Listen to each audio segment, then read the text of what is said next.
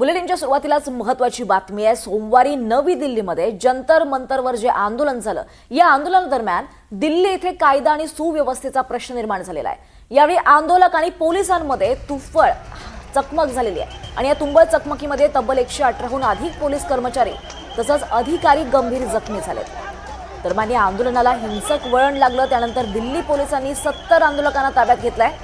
दंगल घडवणं, पोलिसांवर हल्ला आणि सरकारी मालमत्तेचं नुकसान केल्याप्रकरणी भारतीय न्याय संहितेअंतर्गत या सगळ्यांवर गुन्हे दाखल करण्यात आलेत। तसंच 15 ते 20 सरकारी वाहनांचं नुकसान देखील झालंय, तसंच इतर सरकारी मालमत्तेचं मोठं नुकसान झालंय। या प्रकरणी दिल्ली पोलिसांनी आता कडक कारवाईला सुरुवात केली आहे। संपूर्ण देशाचं लक्ष लागून राहिलेलं काल चलो संसद हे आंदोलन सुरू झालं। देशभरातली तरुणाई रस्त्यावर उतरली होती, आपल्या न्याय हक्कासाठी तरुणाई रस्त्यावर उतरली होती। नीट पेपर फुटी प्रकरणी धर्मेंद्र प्रधान यांचा राजीनामा व्हावा ही एकच मागणी यांची होती आणि यामध्ये तुंबळ चकमक झाली। पोलीस आणि या तरुणाईमध्ये चकमक झाली आणि तब्बल 118हून अधिक पोलीस कर्मचारी तसंच अधिकारी यात गंभीर जखमी झाले। दरम्यान जंतर मंतर परिसरातल्या आंदोलनाचे पडसाद आज अधिवेशनात उमटण्याची शक्यता आहे। या आंदोलनामध्ये अनेक पोलिसांच्या गाड्यांचं नुकसान झालंय। संसद परिसरात देखील हिंसाचार झालाय। केंद्र सरकार आज संसदेत आंदोलनाबाबत निवेदन देण्याची शक्यता आहे, तर दुसरीकडे अधिवेशनाच्या पहिल्याच दिवशी विरोधकांमुळे लोकसभेसह राज्यसभा अनेक वेळा तहकूब करण्यात आली आणि आज सुद्धा विरोधक गदारोळ करण्याची शक्यता आहे।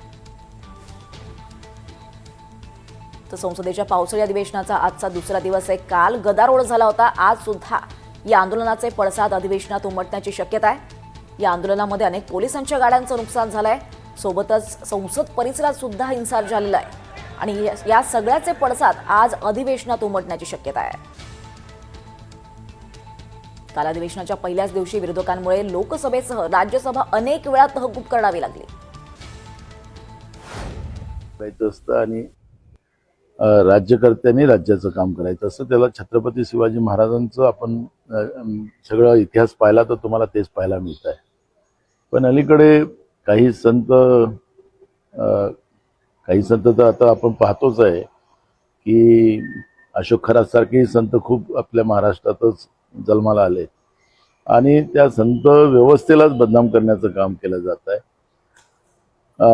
अशी संत आता अलीकडच्या काळात आपण पाहतोय। त्यामुळे असे भोंदूबाबा पण समाजात असतात आणि अशा भोंदूबाबांच्या बद्दल फार काही प्रतिक्रिया द्यावी मला असं वाटत नाही। पण सोनम वांगचुकच्या प्रकरणात